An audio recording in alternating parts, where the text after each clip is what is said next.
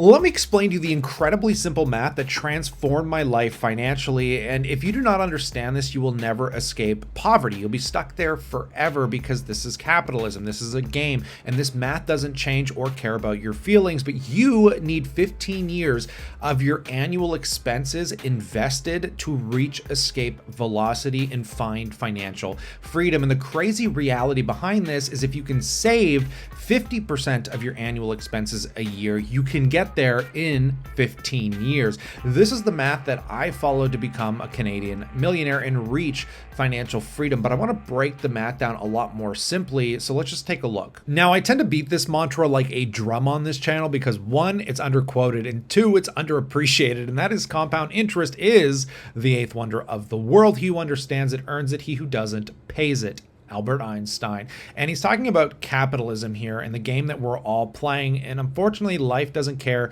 if you were born into poverty, you had kids too early, they were costly, real estate costs too much. If you do not figure this out, at some point in your life, you will be working until the day you die. And I want to explain the escape velocity number because too many people on social media keep saying, oh, you need millions of dollars. Life is so expensive. That's not true. And it's completely different for every single person out there. And I'm not even a financial advisor and I can understand this. So let's presume your annual cost of expenses are around $50,000 a year. Again, you need 15 years of that saved up to reach your escape velocity, your financial freedom number, to completely buy back your time from ever having to be employed. So you need $750,000.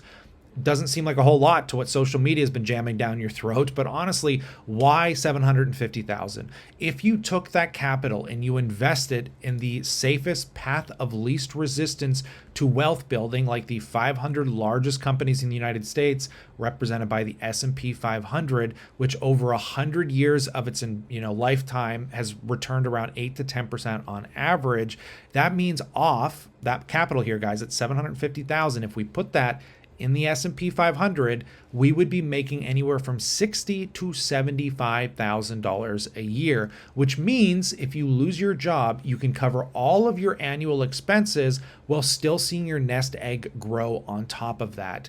This is going to be different if you are, say, making $250,000 a year and your annual expenses are 100 or 150K. This number is going to be dramatically different for every single person depending on the lifestyle you have. Now, let me explain to you how you can get there quicker. This is what I did and how I was able to achieve this number within 11 years. And it really comes back to this beautiful quote that I can never state enough, guys, but let's use it talking in a way of average salary, right? So let's presume you make 70K a year salary and that after taxes is worth around $53,000 a year. If we were able to save 25,000 of it, and I know people are going to say that's impossible, I basically lived on 20K a year, guys, in annual expenses because I lived with my parents. If I had to live in a room and pay $500 a month, I wouldn't care what it would take. If I'm not in, like, this was in my early 20s. I wasn't in a serious relationship. I just recognized that this math would change my life into my 30s. And now that I'm 33, it has totally changed my life. But regardless, if you can save 25,000 a year, guys, you do that over 15 years, getting that average rate of return of 8 to 10%, that could give you 873,000. If it's 8% after inflation, that's 733,000. You've reached your escape velocity number. Now, a lot of people might not have the capability of doing that or saving that amount within 15 years. And you're going to have to sit here and play with the math to figure out the time scale it's going to take for you to reach retirement. Let's say a lot of people put away $500 a month, $6,000 a year. If you're getting 8 to 10%, guys, it could take you on average 30 years to reach the same number. But if you can bump that up and put $1,000 away a month, you might be able to do that in 20 to 25 years. So, I mean, you could cut that number down by a decade, give or take, if you're willing to put the extra effort in. But maybe you're making a lot more than that. You're doing some side hustles and you're living on 40K a year, but you're making 80 and you're able to put that 20 or 30 away a year on top of your annual expenses. I mean, you could really quickly see how fast and the different trajectories you can go on. But this is the one aspect. The other aspect is the rate of return. 8 to 10%.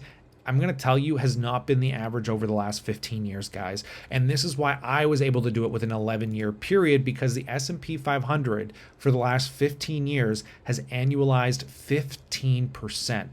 So let's go back to putting away 25,000 a year again here, guys. Presume that we're in this growth trajectory for another 5 or 10 years. Who knows how long it's going to last, but let's just say we were able to do this for 10 years at that 15%, guys. Look at that. It's going to take you probably, I'm going to say maybe what, 12 years? You can cut another few years off. Yeah, 11, 12 years. So you can cut another 3 or 4 years off that velocity or that escape velocity number in a market like this, especially when global market ETFs that represent the US, Canada, China, these have been annualizing 13% over the last decade, and within the last few years have been annualizing up to 22%. A lot of people do like the growth. ETFs as well. These are other vehicles you can pay attention to that offer total returns annualized for the last decade of 20%. And I mean, if you go up to those 20% numbers, guys, you can really quickly start to see how fast these numbers can change and how quickly you can reach those escape velocity numbers. Because again, you can do it within 9 or 10 years if you're able to make 20% a year, putting away 25,000 away a year. So really, you got to sit down. You got to figure out what your annual expenses are, figure out how much you're going to be able to save, what investment vehicles will be the path of least resistance for you. For a lot of people, that is global market ETFs. But if you're younger, you got a little more ambition, you want to appetite the risk, you can look at more growth-oriented vehicles like the big tech companies represented by the NASDAQ and the Qs. There's a lot of different ways that you can look at this.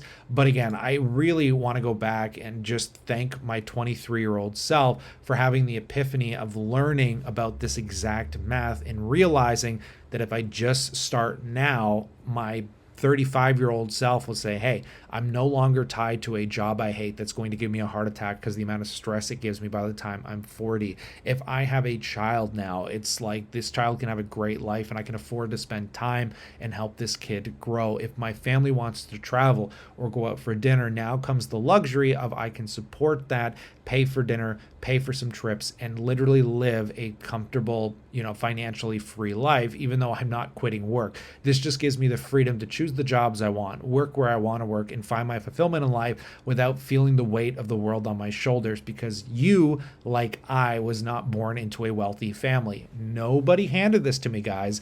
That's why I know this works, because I've implemented, I can prove it, and it's a game of stamina. That is it. It doesn't matter what you're able to save. It's the amount of time that you're going to be able to consistently save that amount of money. Like I said, I don't know how to win the lottery, guys. I've never gone to casinos. I don't gamble. The math is in their favor. It's not in my favor, but I knew for a fact this math would be in my favor and give me the highest likelihood of reaching that financial freedom. So I just want to put you on the path of least resistance to wealth building that I highly consider is far from gambling. And again, there's no guarantee of any of this, but this is the closest thing to guaranteed I think you're going to get, and I'll pass that question off to you. I'd love to know what you think about all of this, your path to financial freedom, how much you're saving, and just the trajectory you're on in that comment section below.